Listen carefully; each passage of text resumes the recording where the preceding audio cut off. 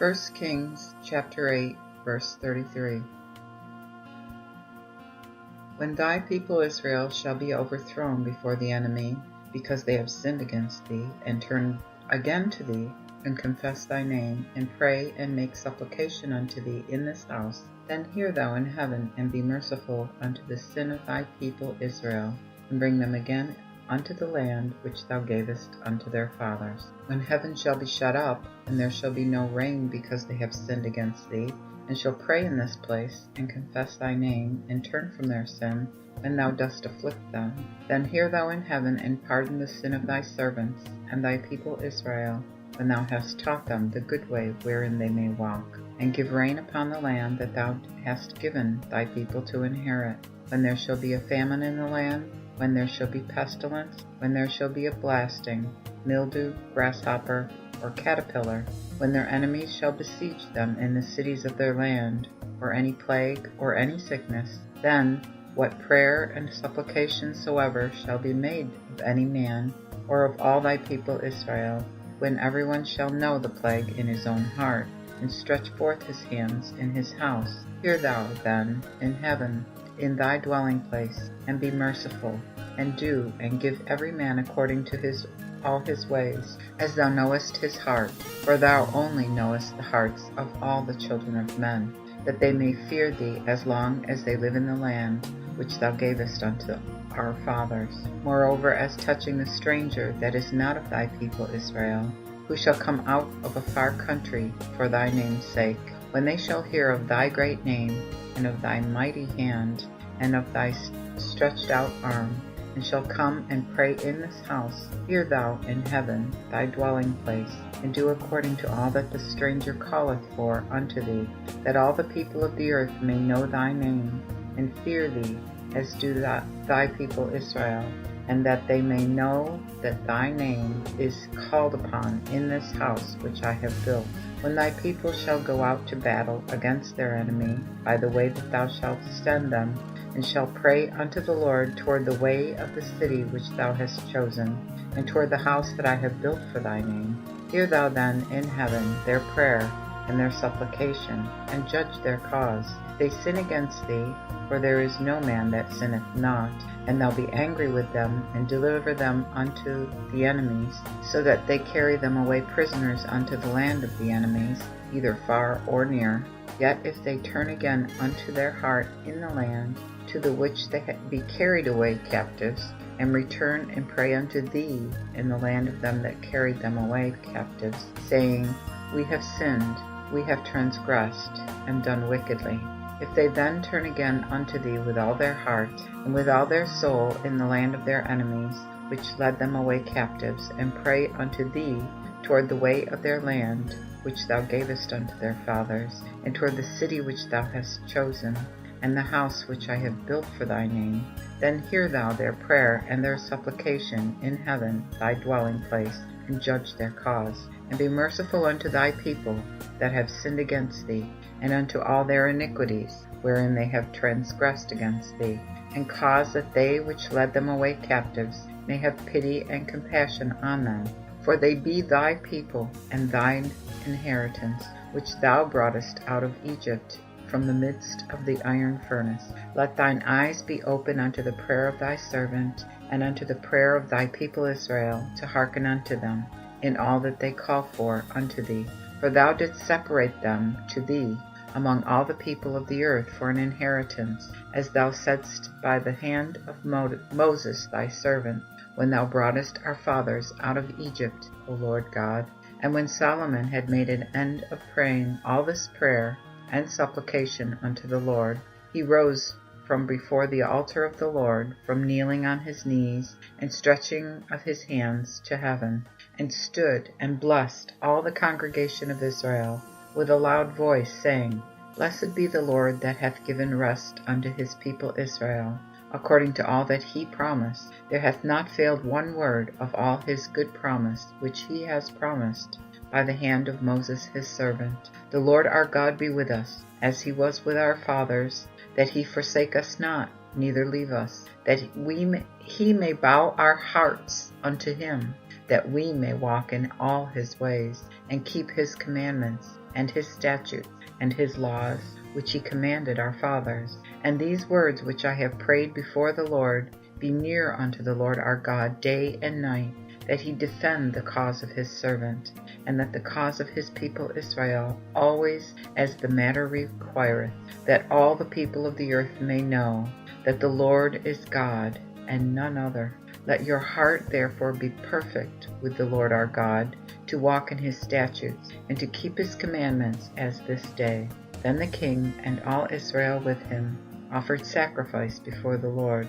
And Solomon offered a sacrifice of peace offerings, which he offered unto the Lord, to wit, 22,000 beeves, and 120,000 sheep. So the king and all the children of Israel dedicated the house of the Lord. The same day did the king hallow the middle of the court that was before the house of the Lord. For there he made burnt offerings, and the meat offerings, and the fat of the peace offerings, because the brazen altar that was before the Lord was too little to receive the burnt offerings, and the meat offerings, and the fat of the peace offerings. And Solomon made at that time a feast, and all Israel with him, a very great congregation, even from the entering in of Hamath unto the river of Egypt, before the Lord our God, 7 days, and 7 days, even 14 days. And the 8th day he sent the people away, and they thanked the king, and went unto their tents joyous, and with glad heart, because of all the goodness that the Lord had done for David his servant, and for Israel his people. 1 Kings chapter 9. When Solomon had finished the building of the house of the Lord, and the king's palace, and all that Solomon desired and minded to do, then the Lord appeared unto Solomon the second time, as he appeared unto him at Gibeon. And the Lord said unto him, I have heard thy prayer and thy supplication that thou hast made before me. I have hallowed this house which thou hast built, to put my name there forever, and mine eyes and mine heart shall be there perpetually.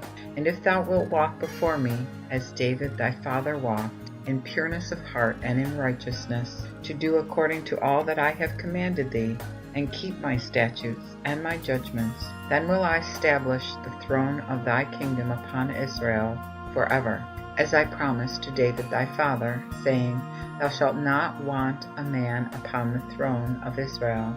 But if ye and your children turn away from me, and will not keep my commandments and my statutes, which I have set before you, but go and serve other gods and worship them, then will I cut off Israel from the land which I have given them, and the house which I have hallowed for my name will I cast out of my sight, and Israel shall be a proverb and a common talk among all people. Even this high house shall be so. Every one that passeth by it shall be astonied, and shall hiss, and they shall say, Why hath the Lord done this unto this land and to this house? And they shall answer, Because they forsook the Lord their God, which brought their fathers out of the land of Egypt, and have taken hold upon other gods, and have worshipped them and served them. Therefore hath the Lord brought upon them all this evil. And at the end of 20 years, when Solomon had built the 2 houses, the house of the Lord and the king's palace, for the which Hiram the king of Tyre had brought to Solomon timber of cedar trees and fir trees and gold, and whatsoever he desired, then King Solomon gave to Hiram 20 cities in the land of Galilee. And Hiram came out from Tyre to see the cities which Solomon had given him, and they pleased him not. Therefore he said, What city are these which thou hast given me, my brother? And he called them the land of Kabul unto this day. And Hiram sent the king 60 talents of gold.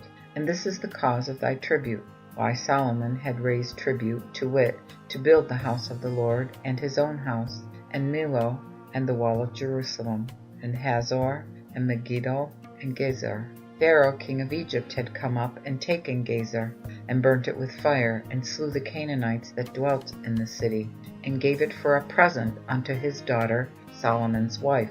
Therefore Solomon built Gezer, and Beth-horon the nether, and Baalath, and Tadmor in the wilderness of the land, and all the cities of store that Solomon had, even cities for chariots and cities for horsemen, and all that Solomon desired and would build in Jerusalem and in Lebanon, and in all the land of his dominion. All the people that were left of the Amorites, Hittites, Perizzites, Hivites, Jebusites, which were not of the children of Israel, to wit, their children that were left after them in the land, whom the children of Israel were not able to destroy, these did Solomon make tributaries unto this day. But of the children of Israel did Solomon make no bondmen, but they were men of war, and his servants, and his princes, and his captains, and rulers of his chariots, and his horsemen. These were the princes of the officers that were over Solomon's work, even 550. They ruled the people that wrought in the work. And Pharaoh's daughter came up from the city of David unto the house which Solomon had built for her. Then did he build Millo. And thrice a year did Solomon offer burnt offerings and peace offerings upon the altar which he built unto the Lord. And he burnt incense upon the altar that was before the Lord when he had finished the house. Also King Solomon made a navy of ships in Ezion Geber, which is beside Elath, and the brink of the Red Sea, in the land of Edom. And Hiram sent with the navy his servants that were mariners, and he had knowledge of the sea, with the servants of Solomon. And they came to Ophir, and fetched from thence 420 talents of gold, and brought it to King Solomon. 1 Kings chapter 10. And the queen of Sheba, hearing the fame of Solomon concerning the name of the Lord, came to prove him with hard questions. And she came to Jerusalem with a very great train, and the camels that bare sweet odors, and gold exceeding much, and precious stones. And she came to Solomon, and communed with him of all that was in her heart. And Solomon declared unto her all her questions. Nothing was hid from the king which he expounded not unto her. Then the queen of Sheba saw all Solomon's wisdom, and the house that he had built, and the meat at his table, and the sitting of his servants, and the order of his ministers, and their apparel, and his drinking vessels, and his burnt offerings that he offered in the house of the Lord. And she was greatly astonied. And she said unto the king, It was a true word that I heard in mine own land of thy sayings and of thy wisdom.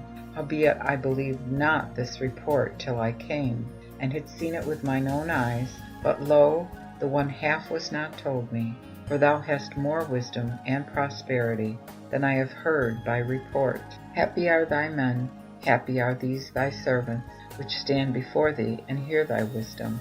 Blessed be the Lord God, which loved thee, to set thee upon the throne of Israel, because the Lord loved Israel forever, and made thee king to do equity and righteousness.